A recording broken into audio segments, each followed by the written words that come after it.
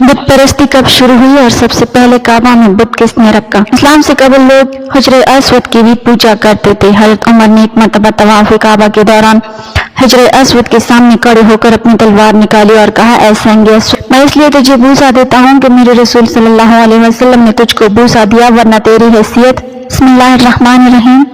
मुफ्कर इस्लाम इमाम अहमद रजा खां बुत परस्ती के आगाज और इसके असरात से मुतल्लिक फरमाते हैं कि दुनिया में बुत परस्ती की इब्तिदा क्यों हुई कि सालिहीन की मोहब्बत में उनकी तस्वीर घरों और मसाजिद में रखी गई, उनसे लज्जत इबादत की तायद समझी, फिर आहिस्ता आहिस्ता वही माबूद हो गए।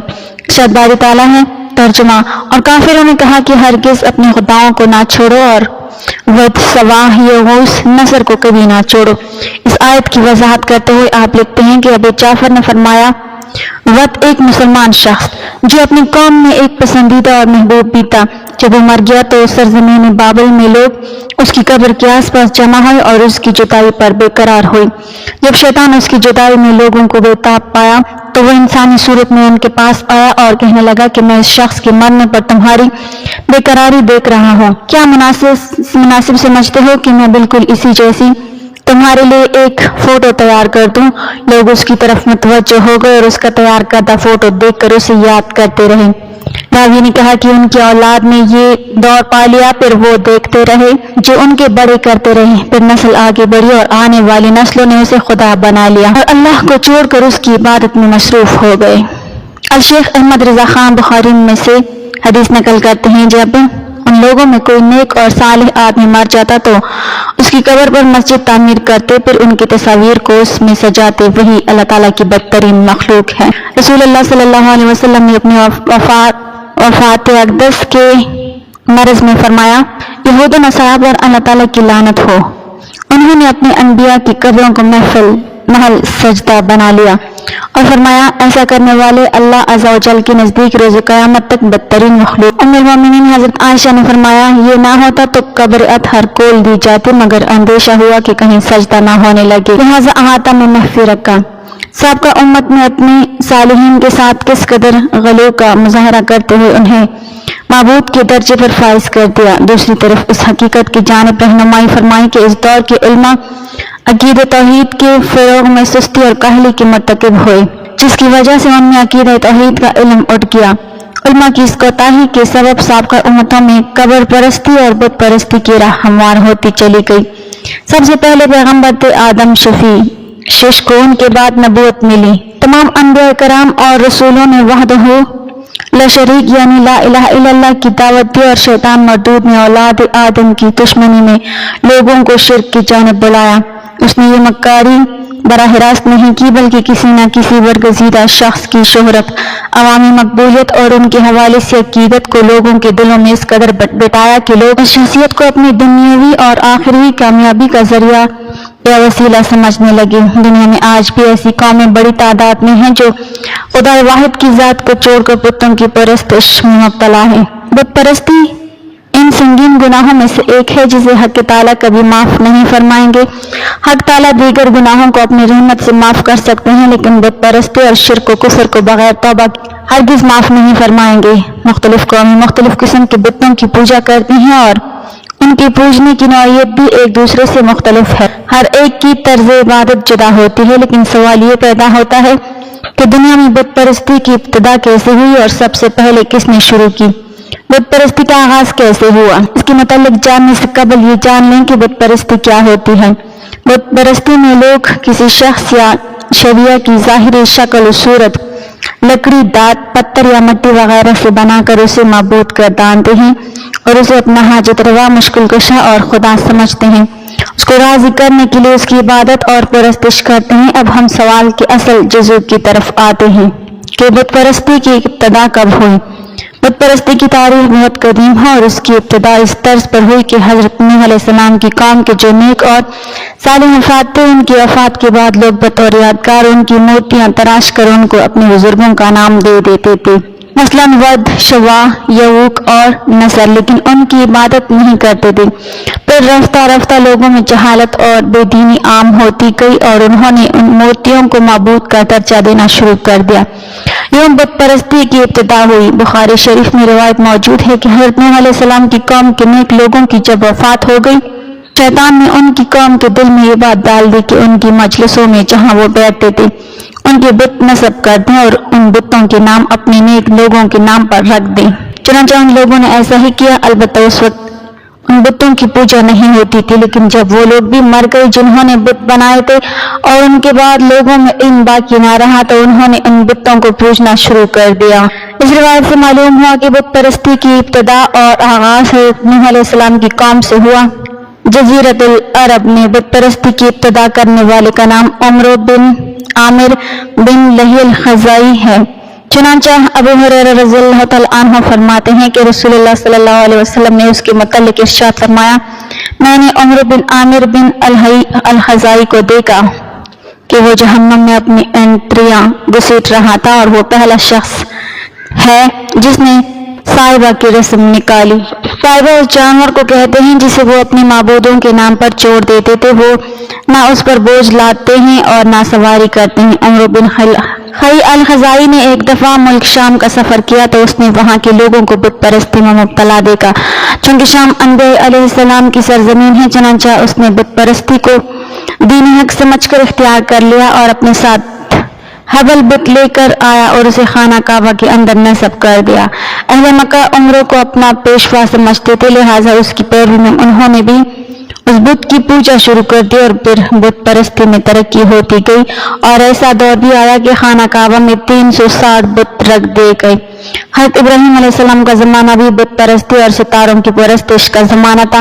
روایت میں آتا ہے کہ حضرت ابراہیم علیہ السلام کا باپ آزر سب سے بڑا مذہبی پیشوا تھا، اس کی بنائے ہوئے بتوں کی پرستش ہوا کرتی تھی۔ آپ علیہ السلام کے زمانے میں کہیں بھی وحدہ لا شریک کی عبادت نہیں ہوتی تھی، خود نمرود خدا بن بیٹھا تھا۔ قرآن مقدس میں حضرت ابراہیم علیہ السلام کے حق کی جستجو کا واقعہ بڑی صراحت کے ساتھ بیان کیا گیا ہے کہ کس طرح حضرت ابراہیم علیہ السلام نے پہلے کتب، ستارے، بعد میں چاند اور آخر میں سورج کو معبود سمجھا، مگر ڈوب جانے کے بعد آپ نے جو کلمات ادا کیے وہ یہ ہیں: میں نے تو پوری طرح اپنا رخ اس ذات کی جانب کر لیا جو زمین و آسمان کا خالق ہے، اور میں مشرکوں میں سے نہیں ہوں۔ دراصل شیطان کا مشن یہ ہے کہ وہ انسان کو رب کی پرستش سے نکال کر غیر اللہ کی پرستش میں لگا دے۔ زمانہ قدیم سے ہندوستان بت پرستی کا مرکز رہا ہے، اور پوری دنیا میں سب سے زیادہ یعنی 1 ارب سے زائد ہندو اپنے ہاتھوں سے تراشے ہوئے دیوی دیوتاؤں کی پوجا کرتے ہیں۔ یہ دیو مالائی قصے کہانیوں پر مشتمل عقل سے ماورا مذہبی داستانیں ہیں، اور دنیاوی تعلیمات کے اعلیٰ درجے کے ہندو بھی بندر، سانپ، چوہے اور پتھر کی مورتیوں کے علاوہ شیو بھگوان اور پاروتی کی پوجا کرتے ہیں۔ اب تو آئے دن شعبدآباد شخصیات کو بھگوان سمجھ کر پوجا شروع کر دی جاتی ہے، حتیٰ کہ مشہور اداکار امیتابھ بچن کی بھی پوجا شروع ہو گئی ہے اور اس کے نام سے ممبئی میں مندر بھی بنا لیا گیا ہے۔ جنوبی ہندوستان میں تو تمام مشہور اداکاروں اور اداکاراؤں کی پوجا ہوتی ہے۔ سناتن دھرم کی وید کی کتابیں رگ، سام، اترو اور چترو وید میں کہیں بھی مورتی پوجا کا ذکر نہیں ہے، بلکہ اس سے منع کیا گیا ہے۔ نیز بھگوان یعنی تخلیق کائنات کرنے والے کو پرماتما اور نرنکار کہا گیا ہے، اور اس کا کوئی شریک نہیں ہے۔ اللہ نے قرآن مجید میں شرک کو ظلم عظیم اور ناقابل معافی گناہ قرار دیا ہے۔ اللہ کا ذاتی نام صرف اللہ ہے، باقی تمام 99 نام صفاتی ہیں۔ جب ان ناموں کے لغوی اور اصطلاحی مفہوم کا مطالعہ کرتے ہیں تو یہ بات من الشمس ہو جاتی ہے کہ اللہ کے سوا کوئی معبود نہیں ہے، اور نہ کسی کو اپنے ذاتی اختیارات حاصل ہیں۔ بندے کے پاس جو کچھ بھی ہے وہ اللہ کا بخشا ہوا ہے، اور وہ جب چاہتا ہے سلب کر لیتا ہے۔ بت پرستی کی ابتدا کسی بھی حوالے سے ہو جاتی ہے۔ کسی شخص کی شہرت و مقبولیت کی وجہ سے لوگ اس کی قدر و منزلت کرنے کے ساتھ ساتھ اس کی محبت و عقیدت میں اس قدر مبتلا ہو جاتے ہیں کہ اس کی ہر بات پر یقین کرنا شروع کر دیتے ہیں، اور اس کو اپنی حاجت روائی اور مشکل کشائی کا وسیلہ بنا لیتے ہیں، یا پھر خود کو بااختیار سمجھ کر اس کے سامنے یا پھر اس کی قبر کو سجدہ گاہ بنا لیتے ہیں۔ یہی بات مشرکین مکہ کہا کرتے تھے کہ یہ بت ہماری سفارش کرتے ہیں، ان کی سفارش کے بغیر ہمارے مسائل حل نہیں ہوں گے۔ سورہ البقرہ کی آیت 186 میں ارشاد باری تعالیٰ ہے کہ اے محمد صلی اللہ علیہ وسلم، اگر میرے بندے میرے متعلق پوچھیں تو کہہ دو کہ میں ان کی شہرت کے قریب ہوں اور ان کی پکار سنتا ہوں۔ قرآن مجید میں صراحت کے ساتھ بت پرستی کی نفی کی گئی ہے، اور بت پرستوں کو جہنم کے عذاب سے ڈرایا گیا ہے۔ مشرکین مکہ نے अपने तमाम बुतों का किसी न किसी तरह का रिश्ता अल्लाह से जोड़ दिया था। यही वजह है कि वो आप सल्लल्लाहु अलैहि वसल्लम से ये पूछ ले, आप जिस तो वाहिद की परस्तिश का कहते हैं उससे आपका क्या रिश्ता है? तो अल्लाह ने सूरह इखलास नाजिल फरमाई, कह दो कि अल्लाह एक है, वो हर चीज से बेनियाज है, ना उसने किसी को जना है ना उसको किसी ने चुना है, उसके इक़्तिदार और इख्तियार में कोई शरीक नहीं है। ये अल्लाह वहदहु ला शरीक और कुरान की सूरतों में मबूद इलाही होने का खुलासा है। अल्लाह समी भी है और बसीर भी, अलीम भी है और खबीर भी है, रहमान भी है, रहीम भी, सत्तार भी है और गफ्फार भी, और बागियों और मुशरिकीन के लिए कहार और जब्बार भी है। और अपने हर बंदे को देख रहा है कि कौन क्या कर रहा है। आप सल्लल्लाहु अलैहि वसल्लम से सहाबे कराम की मोहब्बत और अकीदत का आलम यह था कि आप सल्लल्लाहु अलैहि वसल्लम के वजू के पानी को असहाब अपने चेहरों पर मल लिया करते थे। अल्लाह के रसूल सल्लल्लाहु अलैहि वसल्लम ने फरमाया, जब तुम किसी महफिल में बैठे हो और कोई काबिल एहतराम शख्स आए तो कड़ी ना हो। आपने फरमाया कि जब कोई शख्स हो जो तुमसे रुतबे में छोटा हो और तुम्हारी तारीफ तुम्हारे मुंह पर करे तो उसकी मुंह में खाक। मगर आपने बड़ों को हुक्म दिया कि छोटों की हौसला अफजाई करो। आपने सहाबा को खताबात से नवाजा, हज़रत अबू बकर को सदीक का लक़ब, हज़रत खालिद बिन वलीद को सैफुल्लाह और हज़रत उबैदा बिन अल जराह को अमीनुल उम्मत के लक़ब अता किए। हज़रत उमर फारूक रज़ियल्लाहु तआला अन्हु इस मामले में बहुत ज्यादा हसास थे। अल्लाह के रसूल सल्लल्लाहु अलैहि वसल्लम की रहलत के बाद असहाब रसूल पर तो वशी तारी थी। उमर फारूक रज़ियल्लाहु तआला अन्हु को जब आपकी रहलत की खबर मिली तो आप रज़ियल्लाहु तआला अन्हु तलवार लेकर निकल गए और कहा कि खबरदार, अगर किसी ने ये कहा कि अल्लाह के रसूल सल्लल्लाहु अलैहि वसल्लम हमसे जुदा हो गए तो मैं उसकी गर्दन मार दूंगा। ये थी मोहब्बत। मगर अल्लाह के रसूल सल्लल्लाहु अलैहि वसल्लम की रहलत के बाद लोगों ने जब उस खजूर के दरख्त से अकीदत शुरू कर दी जिससे अल्लाह के रसूल सल्लल्लाहु अलैहि वसल्लम सुलह हदीबिया मौके पर टेक लगा कर बैठे थे, तो उमर फारूक रज़ियल्लाहु तआला अन्हु ने दरख्त को उखाड़ कर फेंका ही नहीं बल्कि उसे जलवा दिया। आपने लकड़ी के उस मेंबर को भी जलवा दिया जिस पर आप सल्लल्लाहु अलैहि वसल्लम बैठकर खुतबा दिया करते थे कि कहीं लोग आपकी मोहब्बत और अकीदत में इस कदर आगे ना बढ़ जाएं कि मेंबर की परस्तिश शुरू कर दें। आपने एक मरतबा तवाफ काबा के दौरान हजर अस्वद के सामने खड़े होकर अपनी तलवार निकाली और कहा, ऐ सांगे अस्वद, मैं इसलिए तुझे बूसा देता हूँ कि मेरे रसूल सल्लल्लाहु अलैहि वसल्लम ने तुझको बूसा दिया है, वरना तेरी हैसियत एक पत्थर के सिवा कुछ भी नहीं। आज भी आपके इस्तेमाल की बहुत सारी मुकद्दस अशिया तुर्की के अजायब घर और दुनिया के दीगर ममालिक में महफूज हैं, जिनमें आपकी 11 तलवारें, जगह मुबारक, नाइलीन और मोय मुबारक और दीगर मुकद्दसात शामिल हैं, जिनके ज़ियारत से आंखों को ठंडक मिलती है। लेकिन ये अकीदत और मोहब्बत निस्बत रसूल से है, ना कि आपकी परस्तिश से। शिर्क के मुख्तलिफ इनामात हैं। निज़ाम बातिल के इल्मबरदारों से मोहब्बत और अकीदत। निज़ाम बातिल के ज़ेर इंतज़ाम हंस से, खुशी से, रजा से जिंदगी बसर करना। अगर मजबूरी के तहत कुछ नहीं कर सकते तो उसकी मजम्मत करें, दिल में बुरा समझें या फिर उसके खिलाफ जदोजहद करने वालों का साथ दें। अगर ये नहीं कर सकते तो शिर्क का इर्तिकाब कर रहे हैं। मुसलमानों से बराह रास्त बुत परस्ती का इर्तिकाब तो नहीं होता, मगर मुख्तलिफ ममालिक और फिरकों में वलियों, असहाब और बुजुर्गान दीन को अपना हाजत रवा और मुश्किल कुशा बना लिया गया है, जो कुला शिर्क है। मज़ारों को सजदागाह और मदफून शख्सियात को वसीला बनाकर उनसे हाजत रवाई की फरियाद शिर्क के सिवा कुछ भी नहीं। इस्लाम आने से कबल इल्हामी किताबों के मानने वाले यहूद और नसारा ने हज़रत उज़ैर अलैहिस्सलाम को और ईसाइयों ने हज़रत ईसा अलैहिस्सलाम को अल्लाह का बेटा बना दिया और तस्लीस की परस्तिश शुरू करके शिर्क का इर्तिकाब करते हैं।